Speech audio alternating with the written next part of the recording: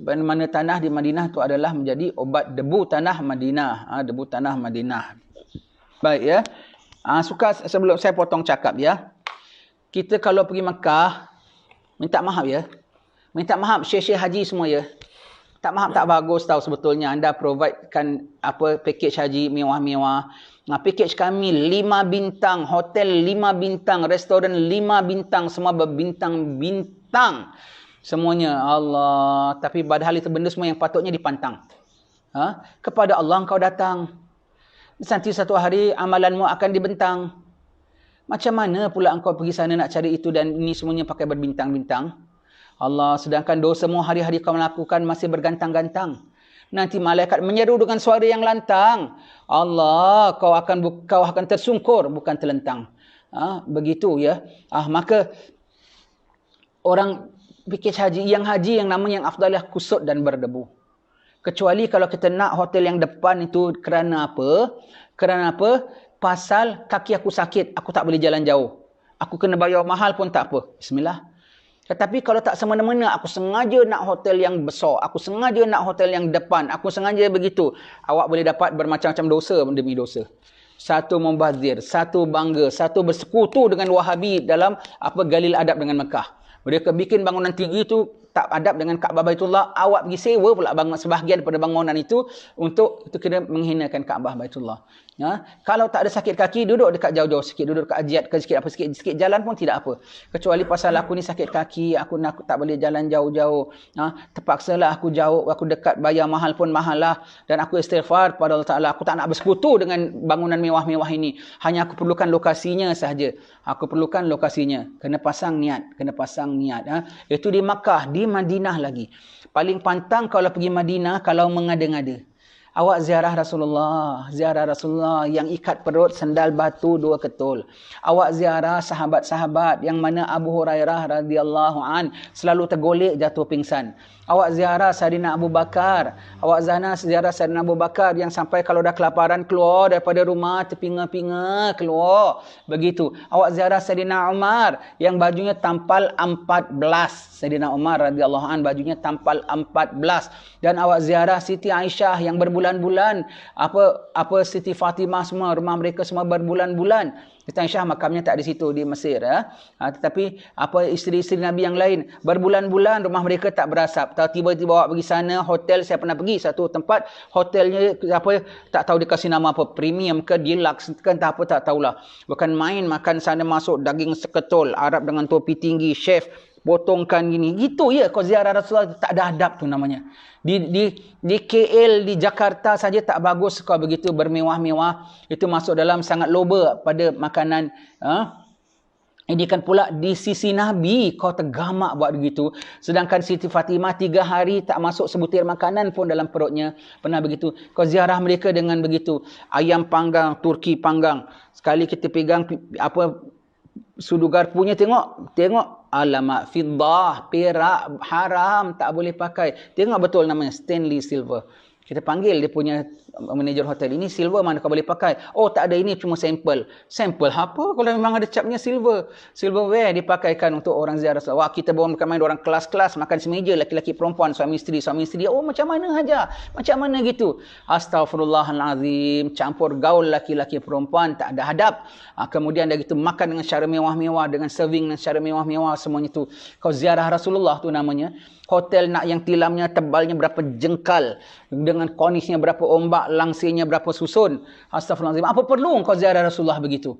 Apa perlu? Berdosa ya tuan-tuan, siapa yang pernah pergi Mekah, begitu cara awak pergi haji, awak tobat pada Allah Ta'ala.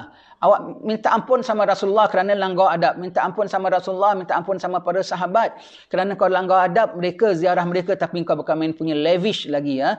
Bukan main punya style lagi nak ziarah Rasulullah. Sebaik-baiknya yang sesederhana mungkin. Imam Malik tinggal di Mekah, tinggalnya di Madinah Imam Malik. Tetapi tak pernah buang air besar di Madinah. Nak buang air kecil, buang air besar, keluar daripada Madinah. Berapa hari, satu hari berapa kali nak kena keluar? Mereka buang air 3-4 hari sekali, 2-3 hari sekali. Pasal dia punya makan 2-3 hari sekali. Macam Saidina Umar makannya kan 2-3 hari sekali. Maka begitu. Dan tak pernah pakai alas kaki. Tak pernah pakai sandal, tak pernah pakai kasut. Tuan-tuan saya cadang. Kalau yang sekarang saya ni dah tua, dah tak kuat ya. Kalau dulu masih muda, saya kalau turun Masjid Nabawi, daripada hotel nak pergi Masjid Nabawi, saya ngodok. Ngodok tu kaki ayam. Ngodok. Kita pakai kasut, pakai selipar Jepun lah, buat sampel. Daripada turun lift saja, kalau tidak mesti banyak orang tanya, Ustaz, selipar mana Ustaz? Hilang Ustaz, pakai saya punya, pakai saya punya. Alamak, ada jadi leceh pula. Kita pakai, keluar pada hotel aja, terus buka selipar, masuk dalam plastik bag, jalan nak pergi Masjid Nabawi dengan berkaki ayam. Dulu masih kuat lah. Kalau tengah musim panas, tak tahan, okeylah pakai. Tengah musim sejuk pula, nanti sejuk betis kita apa semua jadi sengal semua tu. Tak tahan, umpamanya. Kalau dulu masih muda dan boleh tahan cuaca apa semua, tak ada apa-apa, kaki ayam. Turun hotel saja, keluar hotel saja, buka selipar, tak payah tunggu depan pintu masjid. Begitu saja terus jalan kaki ayam. Situ paling-paling tidak kita daya. Di Madinatul Munawwarah, jaga adab ziarah Rasulullah, jaga adab dengan pada sahabat ya. Tengok ya,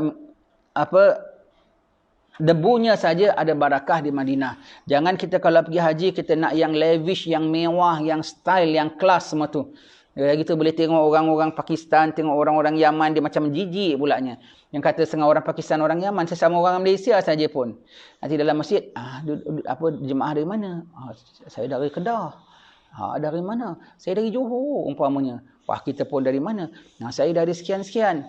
Duduk hotel mana? Duduk sini. Oh ya? Wah, kalau duduk hotel sekian-sekian, Starbucks dengan selesa hotelnya. Oh, kita pun begini-begini. Ngada-ngada kita tengok itu semua. Allah, tengok hotel barzakh kau macam mana. Tengok hotel barzakh kau nanti macam mana. Tengok hotel barzakh kau nanti macam mana. Kau tak fikir. Kau bangga dengan hotel yang begitu dekat sisi makam Nabi pulanya. Allah, Nabi tidur berbilai tau. Siapa yang pernah pergi Madinah dan akhlaknya begitu, engkau wajib taubat. Kau wajib taubat pada Allah Subhanahu Wa Taala, wajib istighfar, wajib minta ampun pada Allah Subhanahu Wa Taala kerana melanggar tata susila cara hidup di Madinah Al-Munawwarah. Dan yang patut kerana paling bertaubat paling besar sekali siapa? Wahabi. Kerana mereka yang provide lifestyle begitu di Madinah. Mereka yang patut kena taubat. Mereka yang patut kena taubat awal dahulu. Tapi susah mau cakap. Ya. Baik. Kemudian yang ketujuh, mengunjungi tempat-tempat Nabi, para sahabat yang bernilai sejarah untuk merasakan bagaimana mereka berjuang di jalan Allah. Seperti kita ziarah makam Nabi, kita sembahyang di Masjid Nabawi. Di sini yang pada sahabat kalau sembahyang sampai hidung mereka, dahi mereka berbelang. Mereka punya kapet itulah tanah. Tanah kita kalau dah hujan macam mana? Tanah Mekah, tanah Madinah pulanya. Tak ada alas, tak ada apa semua. Sampai kalau sembahyang dengan lecak-lecak air lah mereka sujud. Mereka sujud atas lecak-lecak air. Lepas salam tengok muka dia berbelang, semuanya begitu. Allah, pada sahabat. Kita sembahyang atas kapet dengan ada aircon lagi ya. Allah, kita sembahyang di situ pulanya. Kita tengok di sini tempat Abu Hurairah dengan para sahabatnya duduk di amben belakang Ashabus Suffah di situ. Oh, di sini rupanya Sayyidina Bilal jalan. Di sini rupanya Sayyidina Bilal bang. Di sini rupanya letaknya mimbar Rasulullah sallallahu alaihi wasallam. Oh, di sini rupanya tertanam mimbar yang pada batang korma yang Nabi bikin bertinggi itu kan atasnya, kemudian ditanam di bawah mimbar Rasulullah sallallahu alaihi wasallam. Di situ letaknya batang tamar itu. Kalau digali masih ada lagi di situ. Di sini rupanya sahabat-sahabat berjalan. Di sini rupanya Sayyidina Umar perintahkan orang sembahyang tarawih 20 rakaat secara berjamaah semuanya. Di sini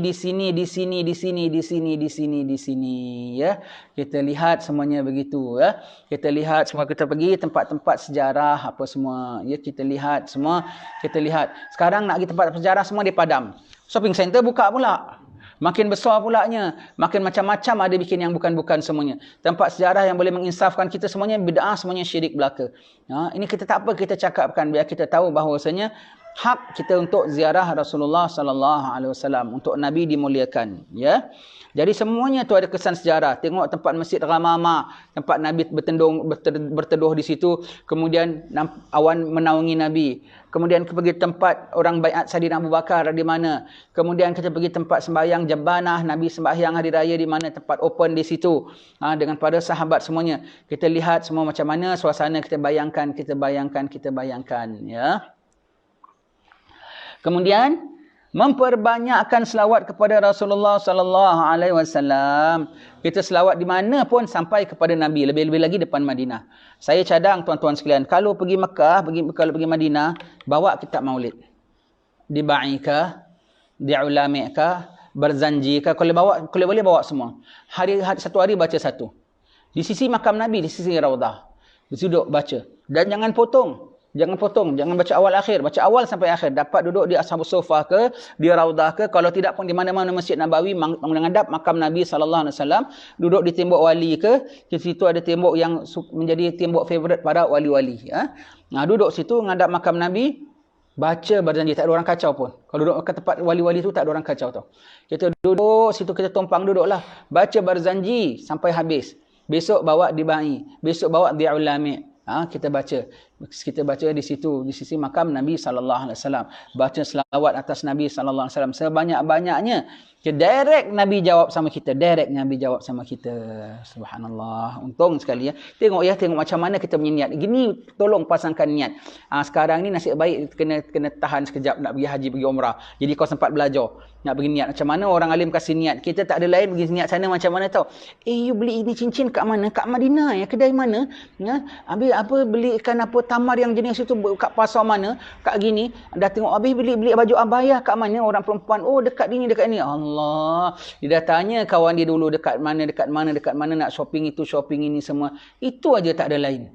Allah. Tengok orang alim ni nak pergi dengan niat. Semuanya kerohanian, kecintaan, mahabbah, ihtiram kepada Nabi. Semuanya niat tu muliakan Nabi. Kena cinta, kerana rindu, kerana taubat, kerana insaf, kerana hargai. Semua niatnya gitu. Macam-macam niat-niat baik boleh pasang. Niat yang tidak pula kau pasang. Sayang. Ni ziarah makam Nabi tau. Ziarah makam Nabi. Kemudian memperbanyak baca doa di Raudah kerana tempat itu merupakan tempat mustajab untuk berdoa. Di Raudah ya. Raudah, taman Raudah. Nabi mengatakan antara rumahku dengan mimbarku adalah Raudatan min riyadil jannah. Satu taman daripada taman-taman syurga. Taman daripada taman-taman syurga ya. Raudatan min riyadil jannah. Jadi jangan kita tak baca doa di Raudah. Sehingga kalau orang masuk di situ, orang pernah bersumpah dengan nama Allah. Wallahi billahi. Bahawasanya aku pernah masuk syurga. Dia tak kena kafarah sumpah. Kerana itu memang Nabi sebut sebagai taman syurga, maka itu taman syurga. Itu taman syurga tuan-tuan sekalian ya. Duduk di Raudah, kita rasa tempatnya situ saja. Ini Masjid Nabawi, sini Raudah. Sama juga. Tapi kita masuk aja kita rasa macam masuk alam lain tau. Roh kita rasa seronoknya lain, gembiranya lain, syahdunya lain, insafnya lain. Duduk aja yang mata kita boleh bercucuran.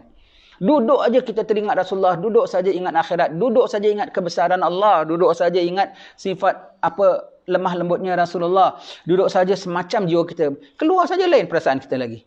Subhanallah. Tempat-tempat begitu ya.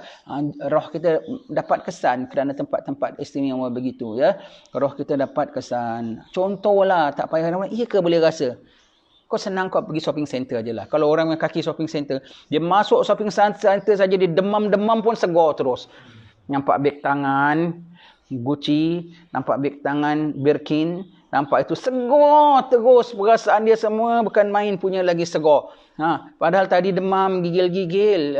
Bawa pergi shopping center aja segar dia perasaan. Belum beli lagi apa-apa tau. Wallet tipis, gepeng, tak ada duit pun. Masuk aja segar. Allah. Apalagi kalau yang walletnya penuh. Masuk makam Masjid Nabawi, masuk Raudah. Masuk aja rasa segar. Apalagi kalau dosanya penuh. Apalagi kalau hajatnya penuh.